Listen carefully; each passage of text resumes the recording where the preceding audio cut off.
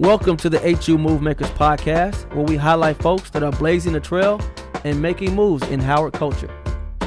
Welcome to the HU Move Maker podcast, where we highlight folks that have contributed to the legacy of Howard University, the Mecca, at the highest levels.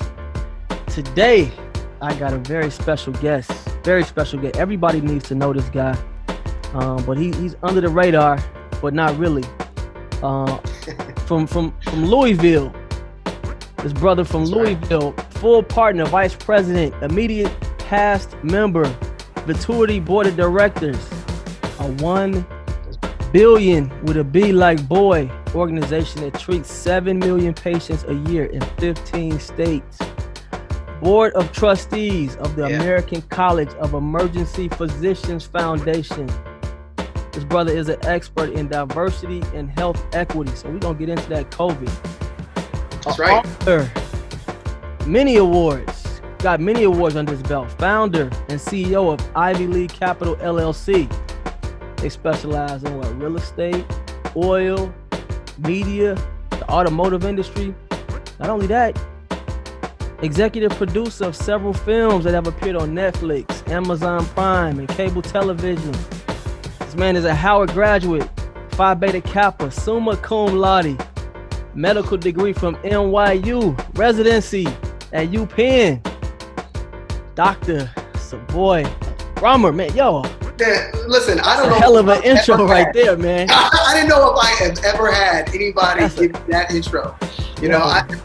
It's such a pleasure talking to you. You're the Mecca. You represent Howard very well. Thanks, bro. It's great that you're bringing out some of the highlights of what we do. I think you got it all right, except for Louisville. See, to a native, it's always Louisville, right? Oh. So you have that. I may have lost my Southern accent, but you got to say it like, where you from? I'm from Louisville. That's why. Yeah, man. So, brother, your bio is crazy. We talking board of directors. We talking emergency room. We talking private equity, venture capital. We talking. Well, a lot of people. Well, see, the thing is, a lot of people. You and I are business people. And you and I, offline always talk about, what are the things that we can do to make sure that our lives and our livelihood are recession proof. And when I was in Louisville, I grew up, went to public school all my life. My parents were teachers. I wasn't born with a silver spoon in my mouth. But the one thing that I realized growing up, down south was, number one, I was broke. Number two, there's got to be something that I can do to get myself out of this situation. So going to Howard really exposed me to all of the different, types of people that were making it in ways that I had never even dreamed of. A kid from the South never drew, please, the School of C, the School of Fine Arts, these people were amazing choreographers. These people were, my roommate would leave to go up to New York on the Greyhound bus, and go up to New York and film for TV shows and come back, on Tuesdays. And I would just you're paying for your college, being an actor as a regular for a freaking TV series. Like that blew my mind. But, even though I was a biology major in school, understanding that and being exposed to, for example, film and media, really kind of encouraged me later on in life to branch out, invest, and use that as a means to, again, kind of diversify the types of things that I do and go forward. And so I think, Howard definitely, the blessing of being at Howard is being around all these talented Black folks, and you don't know when you're there what these folks are going to do. You sit definitely around, realize it when you leave, though. When you leave, you're like, what? And some people, I'll be honest, surpassed my every expectation, right? Yeah, people did their thing, man. No, man. And when I went off to school, I was, I kept my nose in the books, but I was always the guy that went out and did the happy hours and so forth. when I went to NYU for med school, it was just a great time. The early 2000s in New York City, man. Let me tell you, it was you couldn't beat that. But again, being around a bunch of Wall Street guys, being around a bunch of investors, I was just stuck in school. And so these cats who, even from Howard, I remember AJ Calloway. This cat, back at school, he was always real cool with me. And he was throwing parties back in New York, and I called him up and was like, "Yo, man, can you throw a party for a bunch of medical students?" And he was like, "Yeah, man, I got you." So I brought all the cats from not just NYU, but from Columbia, Mount Sinai. I just gave this gang of medical students. I'll always remember this night.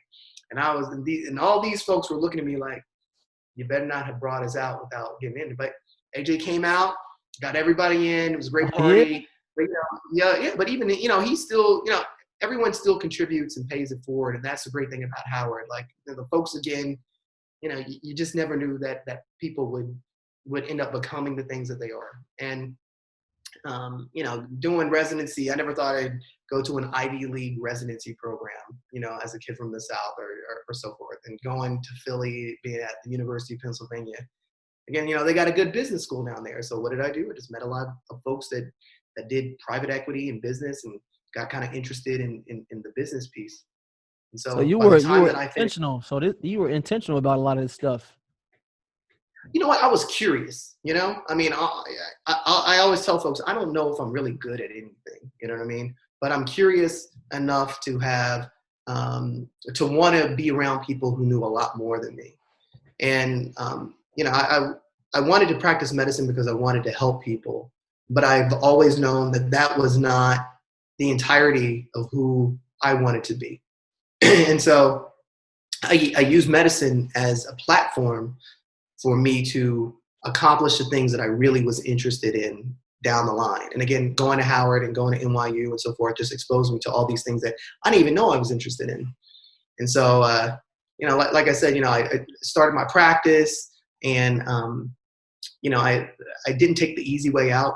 I took the worst jobs, and they gave me some leadership positions.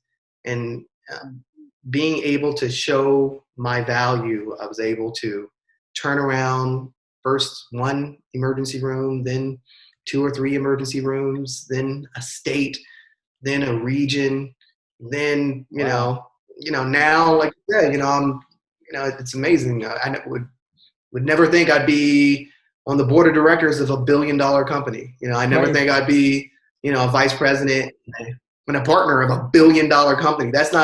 Those aren't things that I ever dreamed of, but took the opportunity and landed there, and very grateful for that. We gotta get into all of that, because I need to know if you can give us some action steps, give some advice on how does one even begin to make that a goal, and then turn that goal into, obviously, even if it is a goal, you may not achieve that. But for people watching this, they can look at you and say, if this brother can do it, I can do it, and I would say that too, right? I mean, like I said, would even say, I think that. Oh, go ahead. No. I agree with you. I mean, I don't think people, again, even in elementary school, people didn't just pick me out and say, hey, that kid right there, he's going to be something one day. It wasn't like that. What were they saying when you were in Louisville growing up? I mean, what if I was to ask some of those cats right now, where would Savoy be? Like, what would they be saying? Well, I mean, there's a kid who I played basketball with in high school, and this kid ended up going to Rice and playing Division I ball. And I hadn't talked to this cat in 20 years, and he just called me up and just out of the blue from Facebook. And, he was the first one to say, you know what? I knew that you were a smart guy, but I just never thought that you would end up, where you are. Because again, from where I grew up down south, people weren't doing those types of things, especially, the younger black people were not achieving those levels of success early on. And so, it was really, I think for me, I think that I really realized that I could do this. There's a black CEO of a billion-dollar company. His name is Wes Curry. I had never known that a Black person could be not just on the board, but the CEO of a billion-dollar company. So I ended up emailing him one day randomly, and I said, Wes, my name is Savoy Brummer. You don't know me. I'm actually one of your competitors, but I've never seen another Black person in any type of role in healthcare or anywhere else. And I didn't think the guy was going to respond to my email. So at what point, what are you doing at this time? Like are you a At doctor? this time I was a doc. I was just out, just doing some simple management. And again, I was actively looking for role models. I was actively curious into seeing how people were able to achieve what they had achieved in life. And my parents always told me growing up is like, the best thing you can do is hang out with a successful person that's 25 or 30 years older than you, because those people, they don't want anything from you, and all they want to do is just give you advice about life.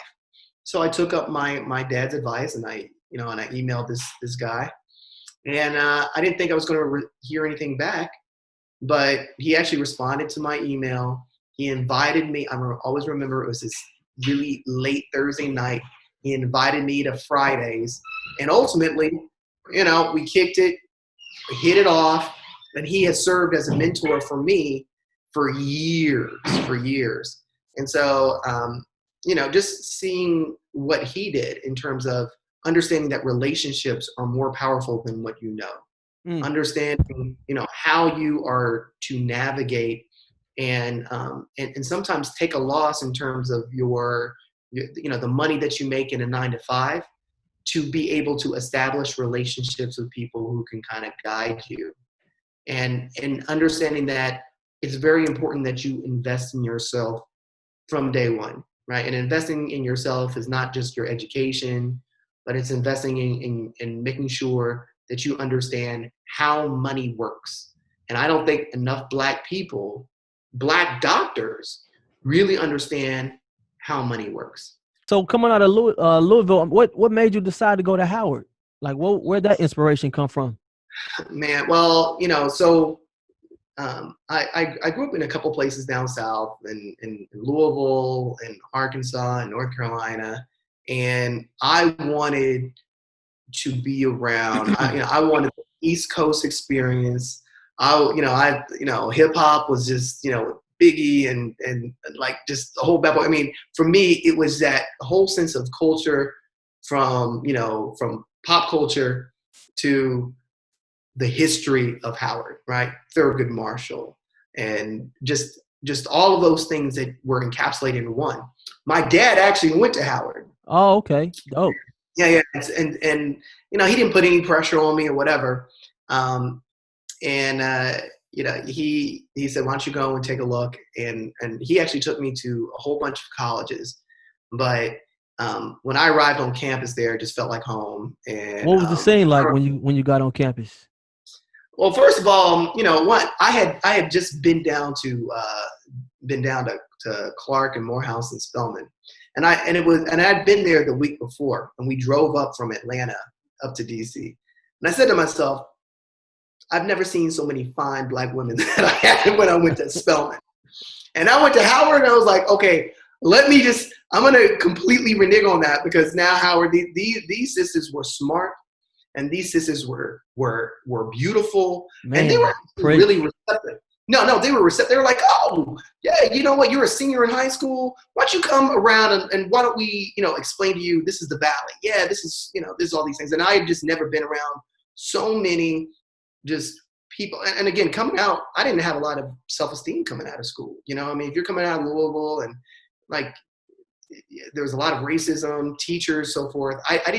It's not that I thought poorly of myself. It's just I didn't have any reason to think very highly of myself. And on day one, these folks were just like, you know what, you are a king. Treat yourself like a king. You can have the world if you just sit, absorb it all, and pay attention. And I tell my daughter today. My daughter's 12, and I tell her, like, there is no, I would not be who I am today. I wouldn't have that sense of self-confidence without Howard. Absolutely. So you get to Howard, you a bio major from jump? from jump, man. From jump. So you knew. So your plan coming in, you're gonna be a doctor. That was the goal. Well, I was pretty laid back about it all. I mean, I liked math and I liked science, and I thought that I was really smart, right? So, going into school, I decided I'm going to go and I'm going to take biology, chemistry, and physics on my very first semester, my very first day of class. Because I just knew that I was it. I was like, you know what? Oh, I'm good. I'm gonna be fine because I had gotten in. Man, I had gotten into MIT and Really? Georgetown, Harvard. Oh yeah. So what were the other schools that you applied to, or got accepted to? I mean, let's see, Berkeley, Harvard, MIT. Whoa. So you chose Washington Howard. University. You chose Howard over Harvard, Berkeley, and MIT. Yeah. Well, well, technically I was waitlisted at Harvard, but all the other ones, yeah, I got in. And I Brown, bunch of Ivy League schools. And I just said, this is the experience that I want, Man, and you come to Howard. I came to Howard. I mean, was there any pushback from your parents at all? No, my parents, look, my dad went to Howard. My dad is a lawyer. He's a law professor, actually. He still teaches. He didn't practice. He wasn't practicing in the courtroom, but he was a teacher. And my mom was an elementary school teacher, and they understood. I think they understood me, and they understood the type of things that I wanted. And so they were always, choose your own college. Just make sure you can graduate. And so I take it you had a scholarship to Howard then. Yeah, I got a scholarship to Howard. Okay, I got a scholarship to Howard. I just remember I made money tutoring kids in school. I was like everybody else. You try to do a couple of remember those little modeling gigs that you come in, you get $100 if they took some pictures. I was doing whatever I could just to get a little extra cash. But in the end, it was all about just coming in and putting my nose in the books. But Howard was very challenging. I mean, like that, though, the academics were, even when I look back, I mean, it was rough, right? And so I thought I was that dude.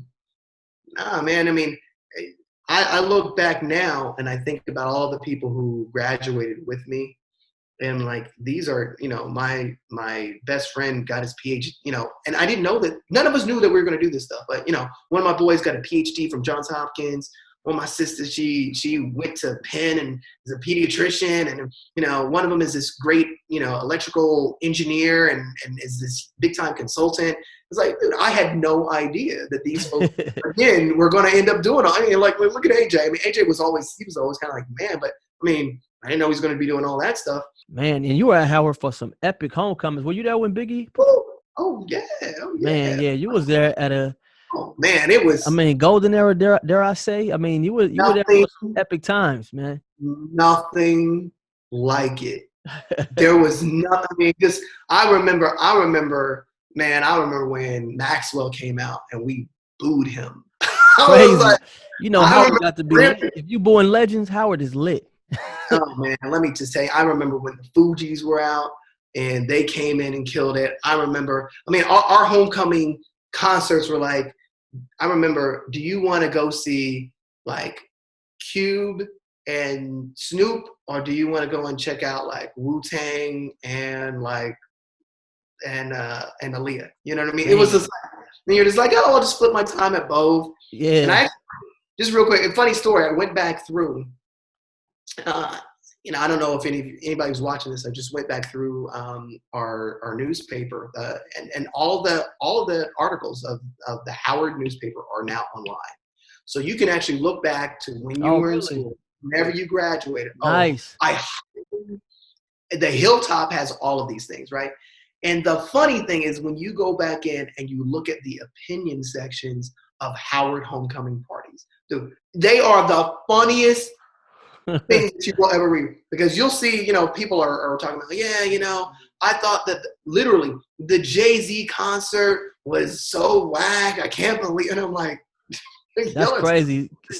We were entitled, man, being at Howard. When you come out, you were entitled because Jay-Z, that was a highlight of my homecoming experience. I think I was like a sophomore or junior, I forget. But that was such an epic time. Like he popped up, everybody running. For me, that was Yeah, everything because he was hot. of course. I mean, man, if he showed up today, everybody would run, right? Yeah, But yeah, it's. I mean, he's hip hop, right? I mean, and yeah. that's Howard just started to infuse the whole culture of hip hop with culture from when my dad went to school there. I mean, she would show me when the Temptations came by, and Diana Ross and Stevie Wonder. I mean, it's just this evolution of culture. So what about so you were at Howard, man, you're a bio major, summa Yep. cum laude, right? Yeah, that's right. Killed it. You killed it, bro.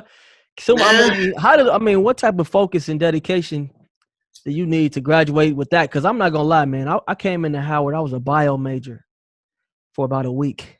I went in there. you probably realize I listen, was like, there are nah. much more ways to enjoy myself other than being a biology major at Howard. I remember when I got to Howard, they was like, look to your left, Look to your right. look to your right. Yeah. One of y'all ain't gonna graduate. And I remember I looked at that bio scheme. I was like, that's me. So I was in bio, and I think we had like orientation. It was like a smaller program. But then I looked at that school of B career. I'm like, okay, this look easy. You know how you kind of calculate your GPA? Like, okay, that class seemed like I could finesse my, So long story short, man, I just followed the school of B curriculum. I just took those classes for 2 years, and then you just needed like a 3.0 to transfer schools. So I was done, man. But to get a Now you know what?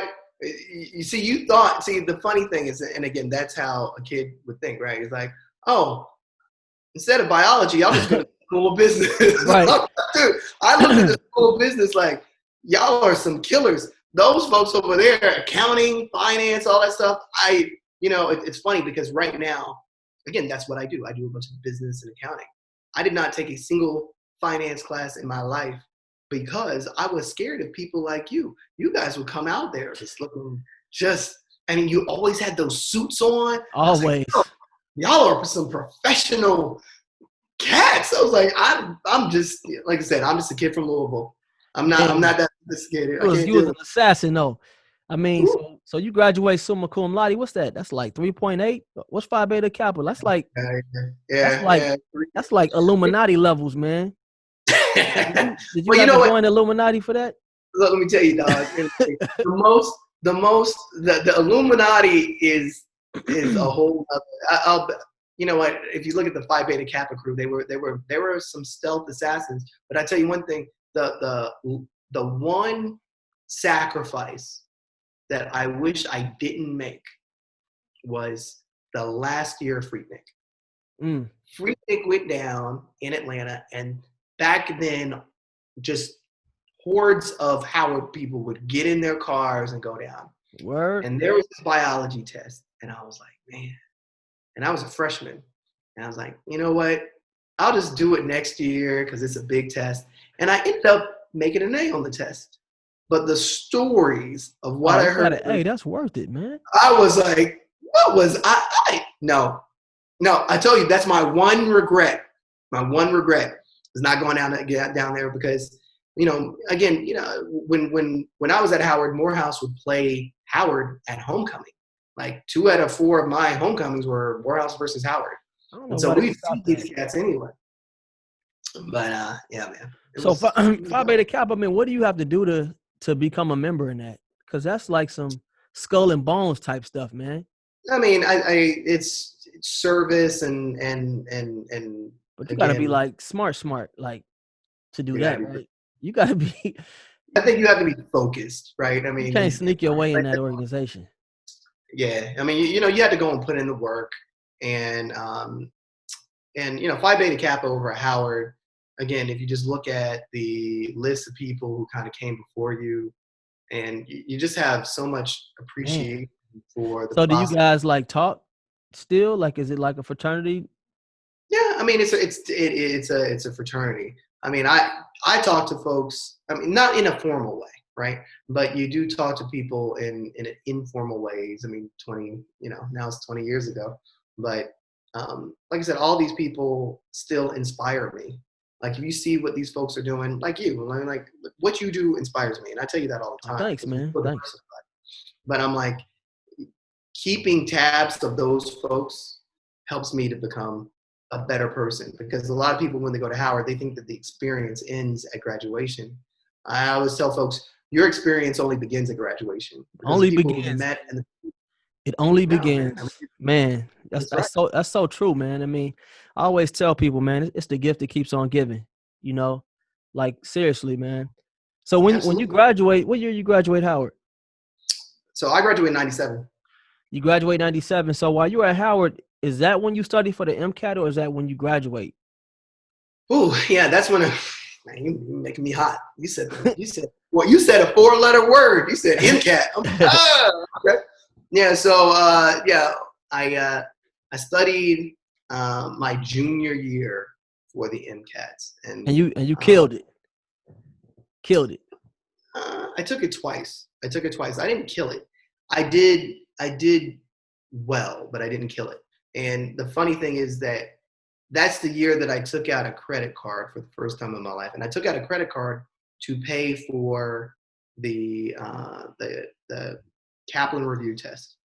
And I had that debt forever. And it's so funny because I used it again when I was in medical school to study for my boards. But I remember going in there and being part of the Howard Black experience, and then going into these Kaplan tests in the middle of DC. And then that's when you run across all these folks from Georgetown and GW and UDC, and you're just like, oh man, I forgot there's like a whole nother world out there other than, Howard. And Yeah. it was, But that's I what I think, loved about Howard, man. It's the first time you didn't really have to be so conscious about being black. you You have to be just conscious about it, you know what I just going mean? about And your life. well, and plus, the people who you studied with actually wanted you to succeed, right? Yeah. You go to these Kaplan things, these folks were like, hey, you're taking my spot, so I'm going to take you down. And so I did well, but I always look at that and I say, for what I was given, I did the best that I could do. And I say that about my SATs and my MCAT scores and my board scores. I have a healthy appreciation for folks who are smarter than me. But I've always said, you may be smarter than me, but you're never going to work harder than me. Did Howard adequately prepare you for that? You know what? Howard prepared me from an academic perspective. I think that what is needed even now, and I've tried to do this as an alumni, is to add professional mentoring. The Yeah, that's mentors that's a good over one, at man. That's a Howard good one. are your professors and so forth. But if you want to be a doctor, there weren't other Black doctors. I'm sure that over at Howard University Hospital I get to go to, but the number of Black doctors which are required to really help mentor people who are interested in science, I don't think that was great. But other than that, it was fine. Yeah, But I had another lady on here, man. She's a plastic surgeon that went to Howard. She said the same thing. Like, I was asking her, why don't we see other Black, plastic surgeons like that? And she was saying the mentorship. She was like, a lot of people get stressed out. They don't have the support that they need. And, I mean, that's just interesting that you say that. So you graduate from Howard. Obviously, you did well in the MCAT. You end up at NYU, right? right. So is Well, that yeah. is that immediately after graduation? Yeah, it's immediately after graduation. After going to Howard, I said to myself, what is the one place that I can go that I will not be depressed after I leave? And I was Mm-hmm. like, it's got to be New York. And then I said to myself, well, what's the one place in New York that is going to give me just a completely different experience? I could have gone to Columbia or Cornell, but NYU was just the city of New York, and I loved it. The 4 years of med school were in some ways, they were challenging, but I always say, I think that Howard was academically more challenging than med school was. I thought undergrad, pre-med was harder.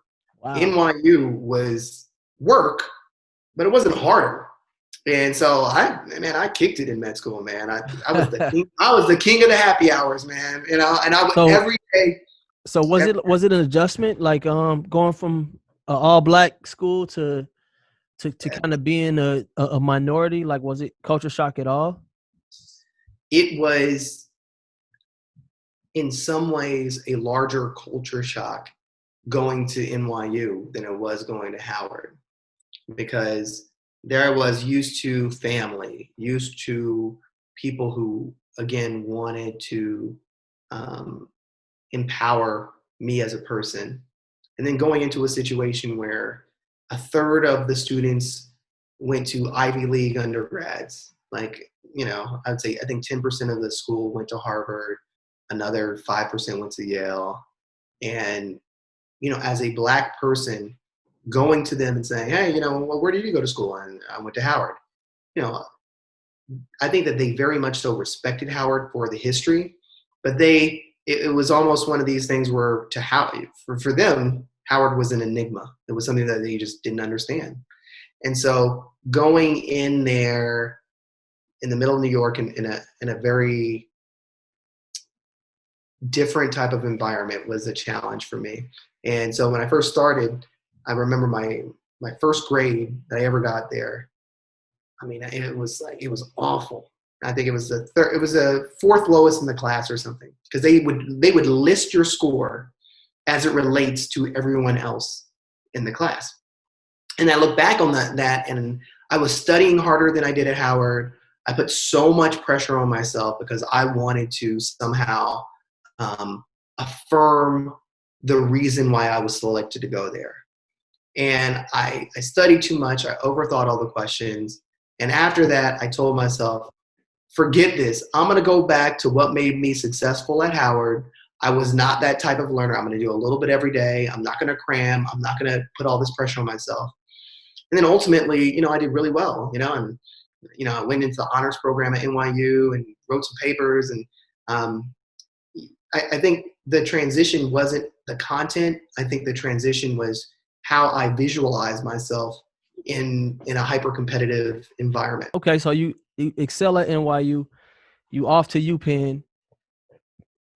At what point in your career as a student are you getting mentorship at this point from anybody? Nope.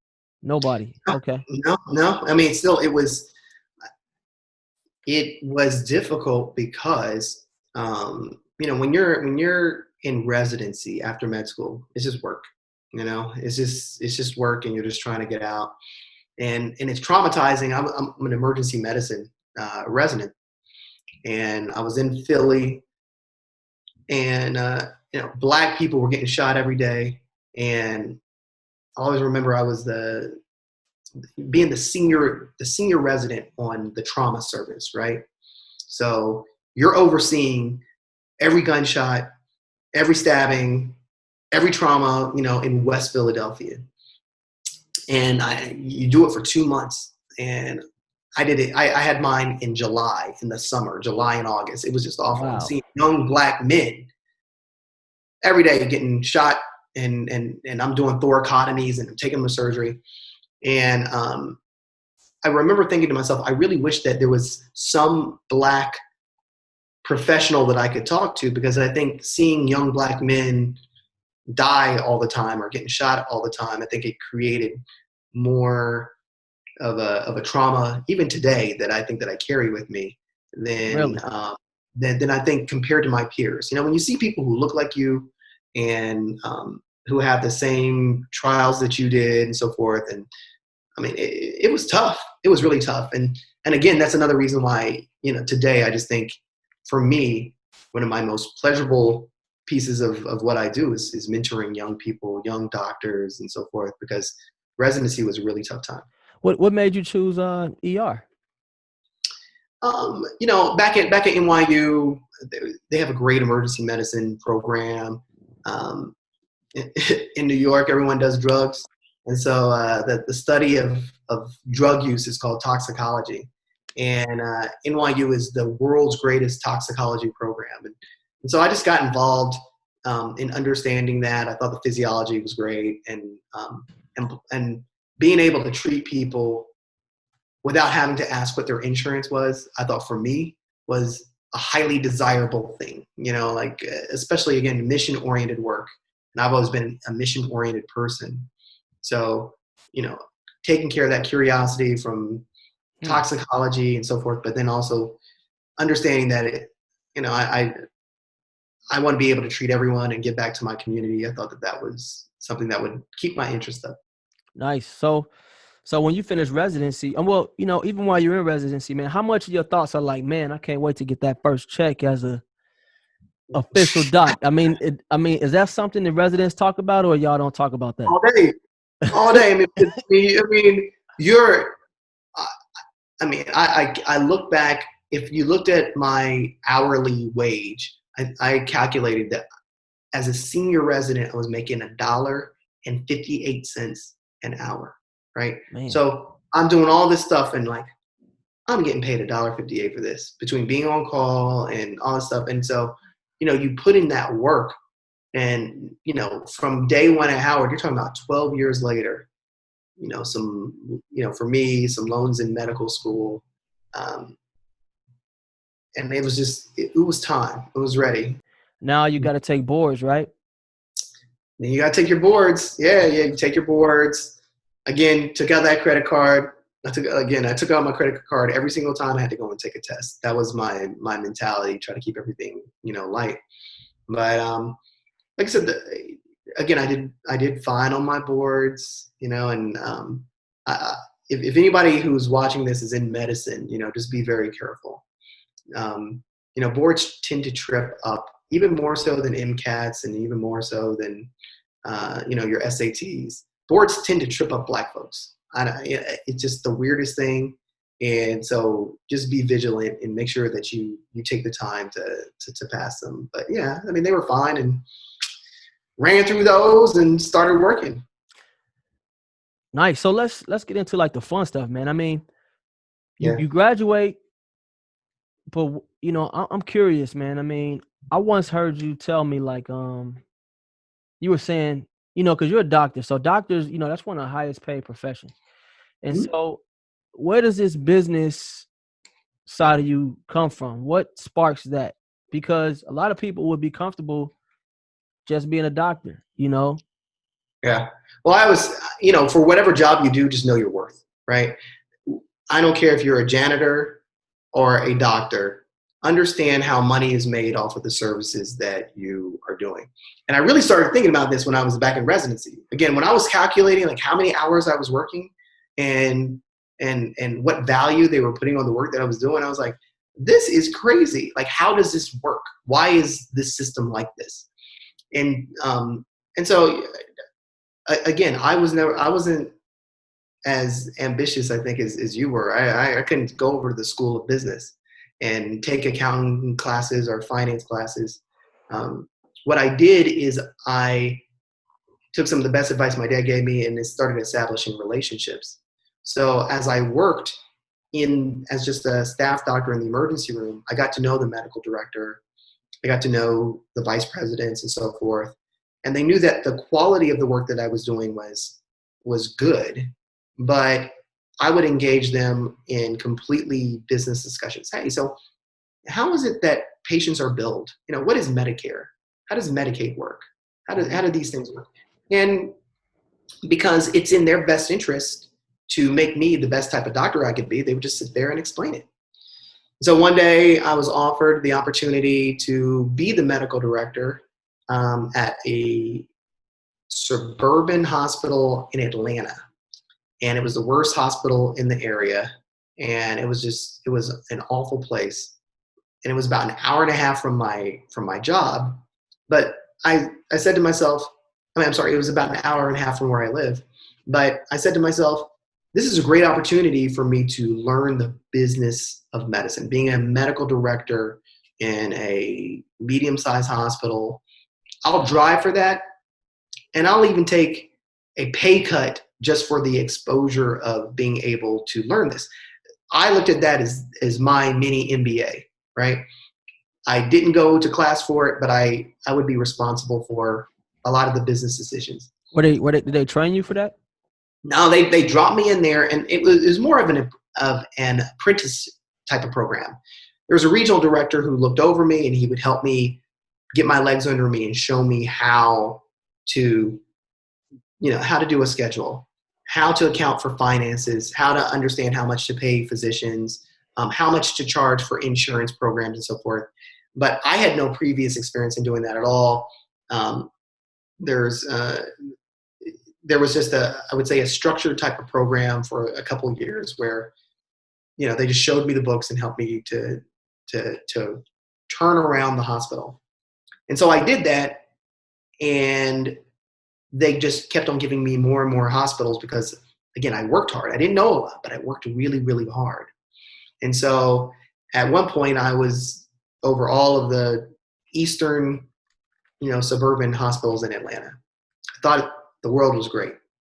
I went to a business course in San Francisco one year because I just wanted to learn more about, it was more of a networking type of thing. I wanted to meet the CEOs of a bunch of hospitals. And I got recruited out of that from a West Coast large practice that said, hey, we've been paying attention to what you've done over in Atlanta. How would you like to come over to California, move your family, and take over a bunch of hospitals on the West Coast? And I think that's where, I was kind of uncomfortable. I'd never been on the West Coast, to live. I said, you know what? I'm young. I got nothing else to lose. So let me go over there. And they gave me 20 hospitals. Man. It was probably about $20 million worth of business.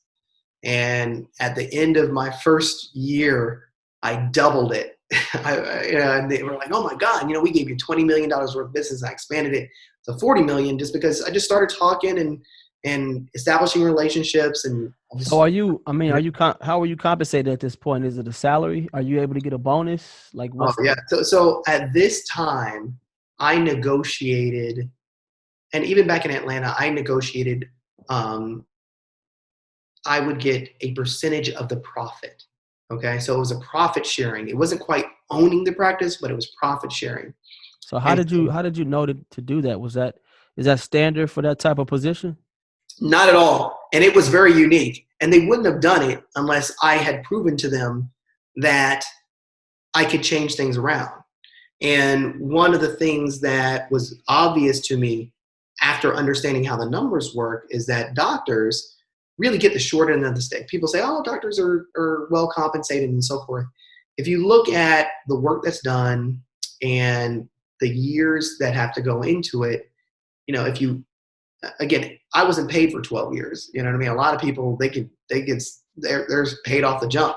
And so there's a lot of compensation, especially to pay back all these loans and all this other stuff that you have to take. And so if you really understand medicine, you understand it's a long game. It's not a short game. And once I understood how the numbers worked, I actually told them that I would take I was so confident in myself that I told them I will take a lower hourly rate and you just pay me off of my results. You pay me if I can make you a profit, but but you're going to pay me if I do this. We're going to, instead of trying to make your piece of the pie larger, I said, I don't want a bigger piece of the pie. I want to grow the pie. And that is the ownership mentality, is thinking about ways for yourself or for your company to grow the revenue and not just trying to squeeze somebody else out of it. And I was able to do that in Atlanta and in the West Coast pretty successfully. A new ticketing platform that values event organizers so much more. EventNoir.com. Event Noir is the perfect ticketing technology for your events that rewards event organizers by helping them make extra money for each ticket sale they make.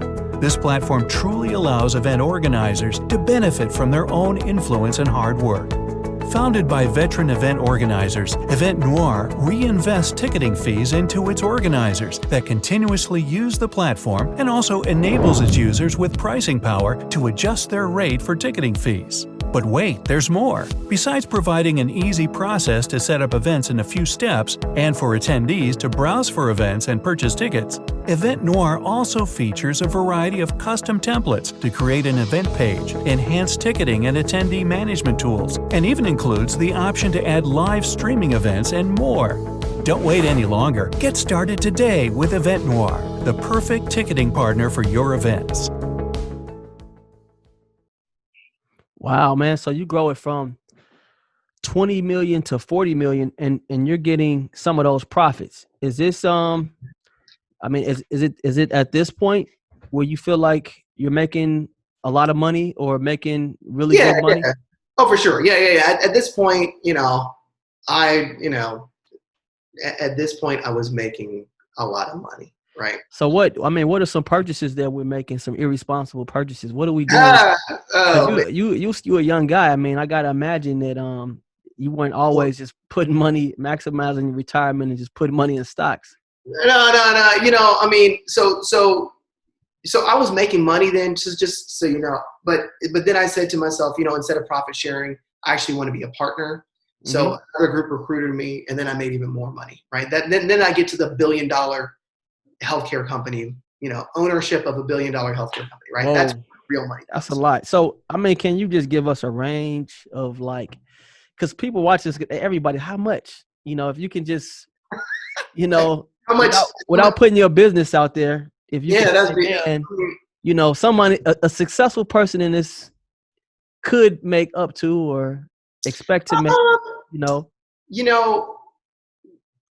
So you make money in this is on some real talk. You make money in your compensation, right? So a healthcare executive makes $1 million a year, right? Mm-hmm. But then it's the ownership and the equity in your company, which is the big payout, right? So when people work for years and years in an organization, the equity ownership, which is redistributed back to you, that's when people are coming in with, So is it about net worth or it's based off of, the percentage of the accounts receivable of your organization. Right? So like a sports agent, for example, they might get 3% of a contract of an athlete. Right. But imagine this. Imagine if that sports agent gets paid a salary of $500,000 a year, just for example, but he gets $100,000 a year in equity, and then he works for 20 years. At the end, he's going to get a $2 million check. That is his percent of equity for his buyout of all the things that he does, right? Mm-hmm. And so, like I said, healthcare executives are realistically, their net worth. I mean, we're in the $10 to $15 million range. Whew. Man, your DM's about to be crazy. I mean, but that's about to go crazy, man. No, but but even that's like and I tell you about this all the time. It's not just the medical stuff, I am right. And you know what? I want to touch on that because I remember you told me you was like, man, less than he was like 40% of my income don't even come from only 40% of my income comes from. That's right. Being a doctor. Yeah, I'm like, that's not the game. Man, talk about that for example. So the game's not the medicine. So you're a doctor. Mm-hmm. Obviously, a lot more to it than that. You're a businessman. You're a money guy. You're an investor, venture capitalist. You're on board of directors. You're in management. But at his face, man, is Dr. Savoy Brummer. So there's that part of you. But then obviously doctors, let's say the average doctor probably makes $200,000 a year on average. Yeah. For you to be, that's that puts you in the top 1% already. For you to be able to go out, especially as a black man, you know what I mean? Because the world is wide open for you at that point. You know what I mean? But what type of things are you doing? I really want you to just talk through your decision making, some of the investments that you've invested in, even some of the things that have flopped. Because I think that's important too, because that's really where the learning takes place. But talk about how you got to it, because I think everybody, no matter how much money you're making, would love for their primary job to be only 40% of what their revenues are. You know what I mean? Right. You know what? Well, look at it right now. COVID-19 has created a situation where people are afraid to use medical services. You know, think if you needed a hip replacement or if you needed cataract surgery, people are saying, I'll wait till next year. And so if you're a doctor and all of your income was reliant on people coming to the hospital right now, you would have some problems, right? I'm like, right now, if you open the New York Times, you're going to see about all these unemployed physicians, Man, all these practices that are going bankrupt because COVID-19 is scaring people away from the normal use of medical services. So I'm happy that, you know, I'm a very paranoid person, right? So I'm like, I never know when the day is going to come where I could be fired. I always say that, you know, I could be fired tomorrow. And so the very first thing I did is I started investing in just typical stock market equities. And I'll tell everyone that investing in equities is the easiest, most liquid, in other words, you get to have access to your money, way to build wealth. I'll give you a great example. One of my friends, he was in residency, and one of his friends told him to buy this stock. The stock's it was called NVIDIA. NVIDIA, he purchased when he was in residency 20 years ago for $4. $4 a share. I said, well, you know, how much did you spend? He said, I spent $10,000 of my money on NVIDIA stock. So that's, you know, that's 2,500 shares times $4 is $10,000. Mm-hmm. NVIDIA today is worth $356 per share. whoa. So this guy took a $10,000 investment, again, 20 years ago. It's like $1 million. Is worth $875,000 today, man. Right? So if you look at the power, again, that's over 20 years, right? There are other stocks that have actually outperformed that. I mean, imagine if you would have invested in Apple or Amazon or any of these other ones. Yeah. And I just tell people, like, that's the bread and butter. But then once you start understanding how the equity markets work, you say to yourself, well, how do stocks work? Somebody had to get some money to get, like Amazon didn't just pop up on the New York Stock Exchange. There were private investors beforehand. So how do I get into that, right? Because they're even going to make more money. You realize the earlier that you invest in anything, the more money you're going to get in the end. So that's when I started investing in private equity. But you have to have a certain amount of money to get those opportunities, right? You have to be an accredited investor for private equity, right? And for most investments, you need to have a certain amount of quote unquote wealth. And they define those things as, you know, typically making $100,000 a year or some number in wealth. I don't know, maybe $500,000 in wealth. I don't know what the requirements are. It changes depending on the project and how much you're going to end up putting in. But I started doing that. I'll tell you, I still like the stock market because once you put your money in private equity, it's locked away. It's locked away for 3 to 5 years, and you're just not going to see it until it comes out, and until actually whatever you're investing in goes up on the stock market and you get your money back over then. But then, you know, for me, I also invested in oil wells. I invested in some oil wells down in Texas. How did you know how to pick these things? Because you got a medical background. Right. You know, I just looked them up and I, again, asked people. You know, one of my friends has some oil wells down in Texas. He's another doctor. He's had them since I think his parents gave it to him. Black guy, his parents gave him an oil well because that was the only real asset that he had when his dad passed away. And he just kind of told me about it. And I said, you know what, this is some way that I can get away from just the medical piece of it. And so now every day I wake up and I track the price of oil and I see where it goes. But, you know, just understanding how that works and how it helps with tax credits. You know, for me, I live in California. It's a state that has a very high income tax. And so actually investing in oil is this huge tax credit. It's like, you know, you're able to depreciate all this cash for this. I mean, who would know this? Again, being around a bunch of white folks, you learn these kind of tricks of the trade in the tax code. And they're like, oh, well, that's interesting. And then moving to LA, I really started to look at some more fun ways to diversify some of the stuff that I'm doing. And that's when I started getting into film. And, it's so funny, just today, one of my films that I'm a executive producer for just got picked up by Terror Films, Terror, Terror. So it's this kind of Blair Witch Project film that just got in there. And I'm like, these are ways where, again, when you invest in films in California, again, you get this huge tax credit that I never knew about. But it's also fun because you get to. So tax credit, that's a way to lower your tax liability, right? That is correct. Okay. And so, when I invest, it's not just making money on the short term.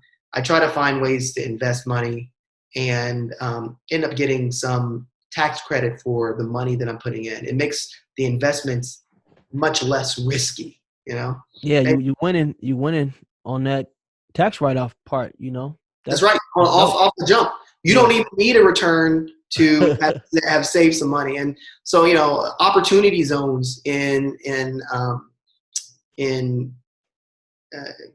economically depressed areas, right?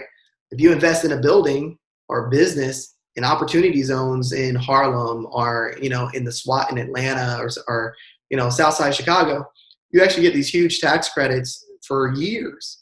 And so again, being really, you always have to make sure that people who you partner with kind of know what they're doing, because I don't know what I'm doing, but I have to.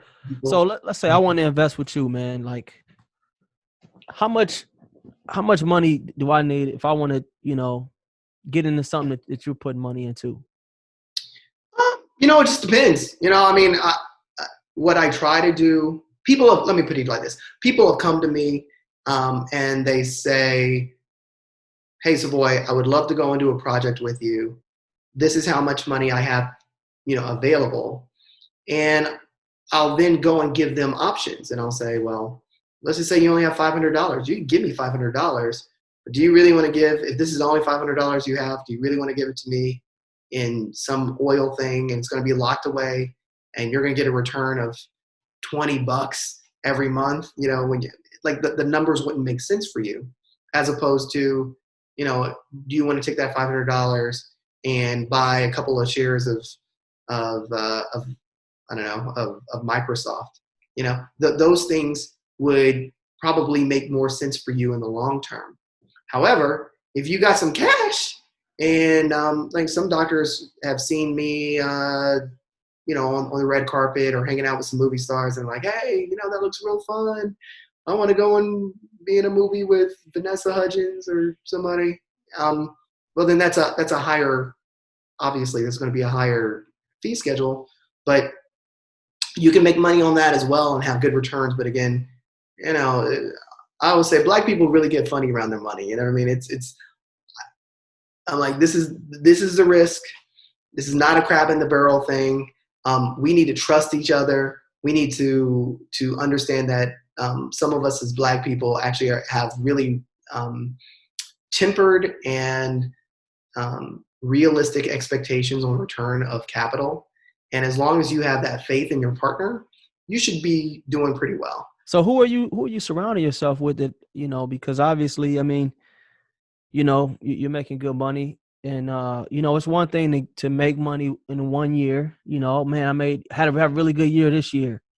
Yeah. But it gets hard to keep making money. You know what I mean? At some point, you got to be strategic in, picking an accountant, picking this person, picking that person. That's right. You just named them. You know what?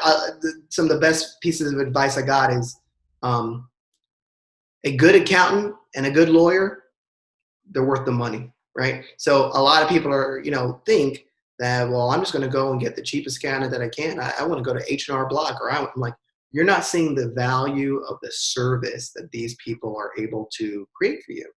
And you don't want to do something and think that you know what you're doing, because that's just going to, land you in jail. You want to go and get a professional who can create the right structure, to create the right LLCs, understands the rules of engagement, so that ultimately you're going to be successful in an ethical and in a productive way. right? So I surround myself with entrepreneurs. That's what if there's one group of people that I am surrounded by every day, or I have daily conversations with, are people who own businesses, big or small, new or old. I want to hear these ideas, and people pitch. I feel like I'm on Shark Tank every day because at least I'll say at least 4 times a week, somebody's going to call me, give me a guy called me yesterday. He wants to create a big film studio down in Atlanta next to Tyler Perry Studios, $20 million project. And I'm like, I want to see your business model. I never say no, but I am going to listen to them because, again, So even what are some questions that you're going to ask somebody if they have an idea? Because at this time, I'd imagine you don't want somebody to waste your time. You don't want to waste nobody else's time. Because even I get pitched ideas, or and I'm like you, I'm always gonna say, well, do you have a business plan?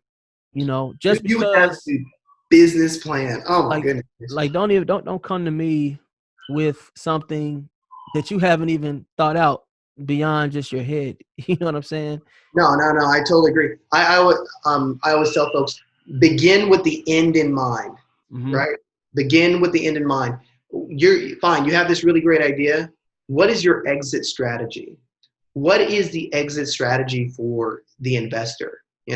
And if you can't tell me your exit strategy within the first 2 minutes of telling me about what this is going to do or what your great idea is, then it's probably not going to go very well. Everyone's got a great idea. Everyone's got a great idea, but it's all about the execution, right? And if your execution of a great idea is poor, I'm going to lose money. And, some things that you were talking about earlier, things that I've lost money in. Man, for me to learn to really understand the film industry, I had to lose some money. I had to invest in things. And there was one film that even today. What are some of the bigger losses that you had? I don't know. In that one, I probably lost $100,000, Man. Now, is this 100 over a period of time? Is it 100 a week? No. Oh, no, yeah. The total loss over a year. Okay. It's 100, right? But when you diversify, right? I covered those losses with, other gains that I made in other things. Mm-hmm. And this is actually, you make up a great point. I lost about $100,000 doing some films. Some of the films actually even landed on Netflix, right? But I still, to this point, right? It's only been a couple of years. I understand movies get resold and so forth. I haven't made my money back. But that didn't stop me from saying I'm never going to invest in film anymore. I'm going to understand how film works. I am a wiser man for it. And so the last movie that I made, man, with COVID-19, for example, nothing's being produced. Films can't be bonded here in LA. Imagine if you had a star or co-star who get COVID in the middle of a production. You're never going to finish the film. And so things stop. So I happen to have completed a film that's got all these stars in it. And I'm going to end up selling it for 3 times as much as I normally would, right? So if I would have just quit the first time around with my first loss, wow. Instead of $100,000 loss, I'm going to make $500,000 in a gain later on. But I had to learn from that mistake and still have courage to go ahead and invest further. One of your expertise is in health equity. Oh yeah. And with us going through this quarantine and COVID and Corona, we see that Black people are being affected more than any other population, for the simple fact of whether it's lack of access to healthcare or pre-existing conditions, Right. or maybe not even trusting the healthcare system. What as an expert, what's your take on the situation, from a Black perspective? Sure. So one of the privileges of being a part of a company that sees 7 million patients is that you get to see the entire gambit of presentation, both socioeconomic and by race and ethnicity. I tell everyone that COVID-19 is a generational destruction of wealth and health in the Black community. It is a generational event that is going to be felt in ways that the Black community especially has never felt before. And I say that because not only, as you mentioned, are Black people diagnosed more commonly with COVID-19, they're dying more with COVID-19. And you think to yourself, well, why are they being diagnosed more? It's because of the type of jobs that we work, right? So we are frontline workers. We work at grocery stores. We work as drivers. We work in frontline, very relationship-oriented businesses, in retail and restaurants. And so if you look at the concentration of African Americans and wealth in those particular jobs, I mean, it's created a point where I was actually waiting for someone with a lot more money than me to start contributing to dealing with some of these wealth and health issues as it relates to equity. And Michael Johnson just today, he put in $100 million to help businesses that have been ravaged by COVID-19. And again, what happens with that is that if those businesses stay up, more Black people who are employed by those businesses will have insurance. When you have insurance, you have better outcomes, not only to COVID-19, but to a host of other diseases. So dealing with the financial lack of equity in the Black community, and then understanding that there are no Trader Joe's in the hood, there are no Whole Foods, and the lack of diversity in nutrition in the Black community as it relates to Asian and white communities creates problems that now are being completely unmasked. And so it's my goal. I work with the American College of Physicians Diversity and Inclusion section, and we're going out to all the ministers. We're going out to folks like you, with large platforms, to communicate, just this sense of the things that they need to do in terms of paying attention to these quarantines, telling your kids that they're not invincible, understanding that there are consequences in the Black community which are much more significant that we need to all pay a lot closer attention to, because, like I said, this is only beginning. 25% unemployment is not something that would be unreasonable. And if you look at African American unemployment reaching 40% in this country, I mean, again, this is going to create a devastating generational effect in the health and wealth of the Black community. I mean, would you say that because there's a sentiment out there from folks that say, man, well, nobody's making you, eat this fried chicken or, go to McDonald's, but at the same time, those are a lot of times the only options. Well, not the only options, but, a lot of us live in food deserts where, like you said, it's no Trader Joe's. How much of this is on our community versus like on the medical system or the government?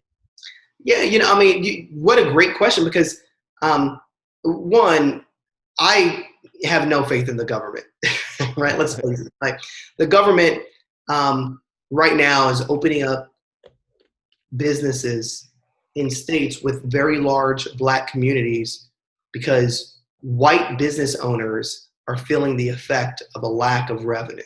So let's just be clear that Black communities, even though we are suffering from a huge economic toll, are not begging the government to open up businesses that are still being affected by COVID-19, right? So it's one thing if, you see these rates going down, if you see the incidence of COVID-19 going down, sure.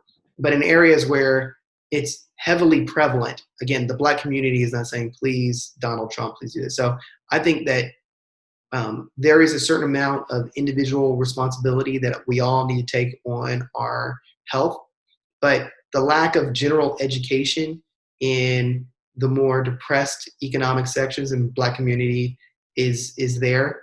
The way that we grow up, these thoughts of what tasted great and what's good for us, are still, I look at my parents, and these folks will still eat chitlins and fried chicken and heavy salt in that is their dietary perspective.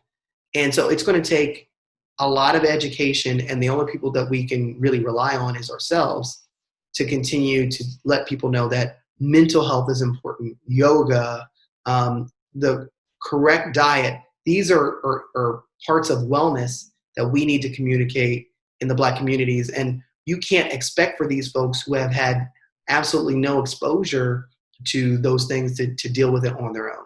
So, that's a good point.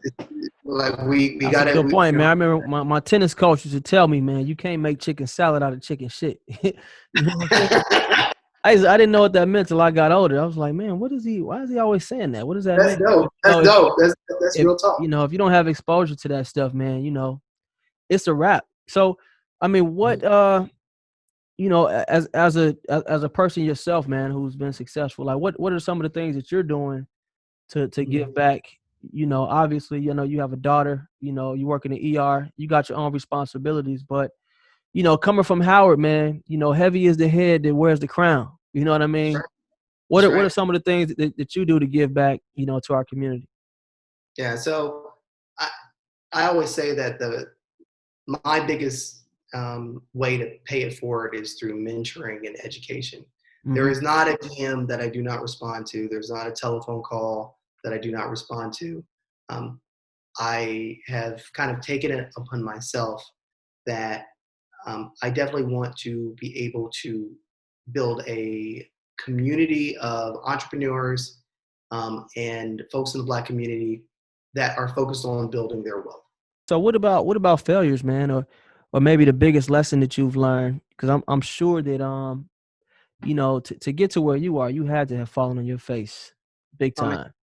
So if you could share maybe one thing you feel comfortable with sharing, or maybe a time that you really doubted yourself and got down, and it could be, you had thoughts entering your head and they stuck with you for a while. Talk about what that time was and how you eventually overcame it. Yeah, I mean, I think that for me, it's about truth, right? And being introspective and knowing who you are and understanding what faults and failures you have can lead to a lack of transparency with yourself and to others who are around you. I think that my failures in life have come about when I am not able to look myself in the mirror and say, are you being honest with yourself? Are you being truthful to yourself, and are you being truthful to other people? So, I would say that when I went to medical school, like I said, I just remember this very first, 3 weeks. I think that was the darkest part of my academic career. And I was not honest with who I was. I wasn't honest with how I studied. I wasn't honest with myself and understanding how I was nervous around all these Ivy League kids. I wasn't honest with myself and just admitting to myself that I was overly intimidated by all the people who were around me.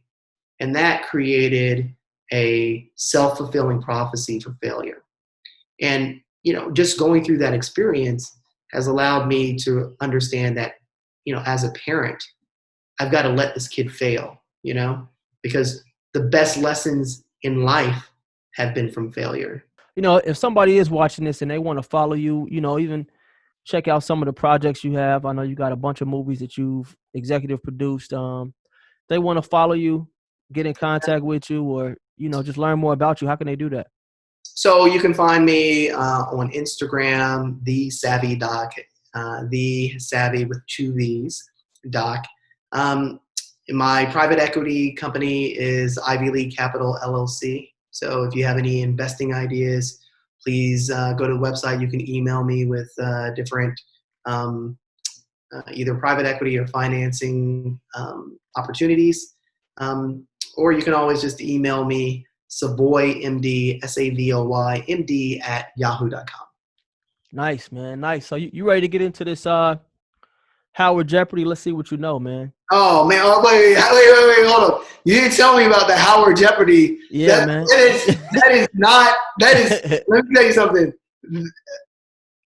Don't do that to me. I can't. Hey, I'm gonna take it easy. These are easy questions, man. Oh, dude, everybody gets these right, so no pressure.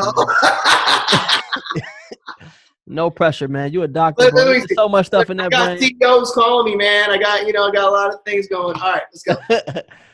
All right. What year was Howard founded? No, 67.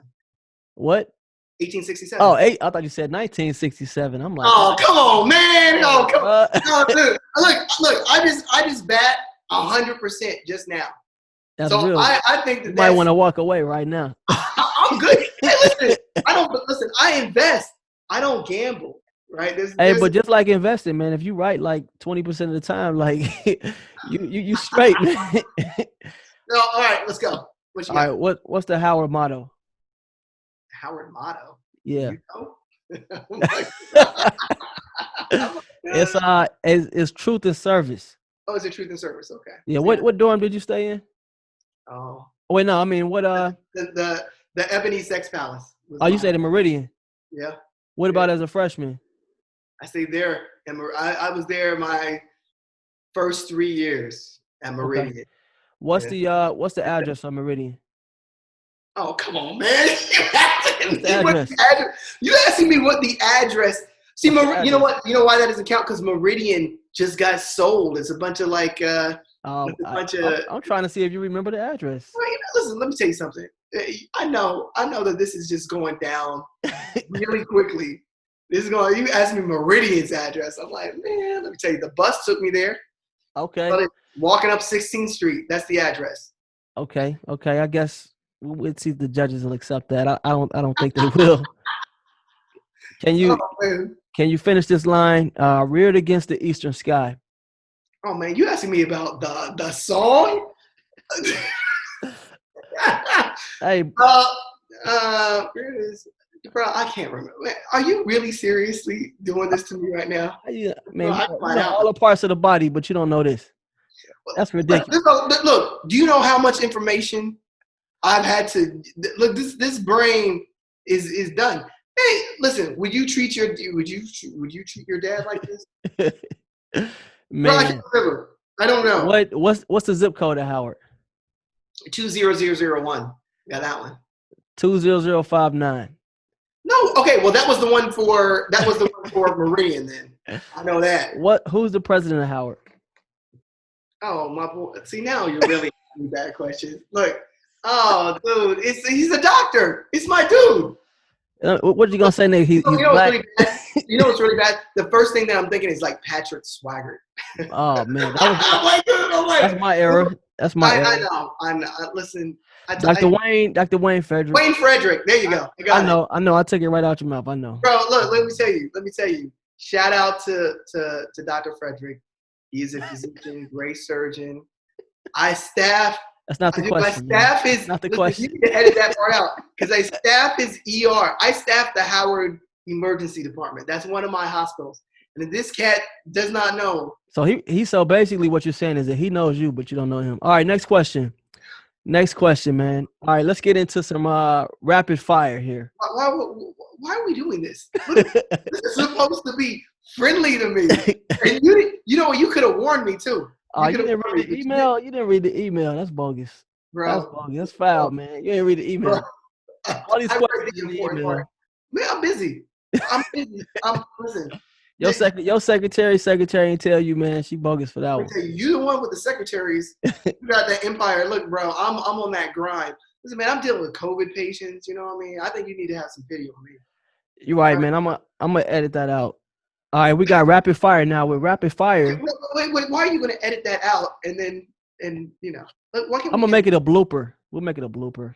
Okay, fine. This needs to go viral, man. This. This humanizes you. Right, my ignorance is going to. This humanizes you because He's like, this is a dumb motherfucker. This is going to go viral. Hey, Savoy, let's go and make fun of you, dude. nah, you straight. Hey, so on the rapid fire, man, you got to just give an answer or say whatever comes first to mind. All right. All right. First one, U Street or Rodeo Drive? Oh, U Street all day. All right. Is homecoming better as an alum or as a student? Oh, alum. Oh, alum. Especially if I can hang out with you. Alum. What you talking about? All right. HMO or PPO? PPO. Best Howard moment? Man, I saw Lauren come out with the Fugees, and I was like, Man.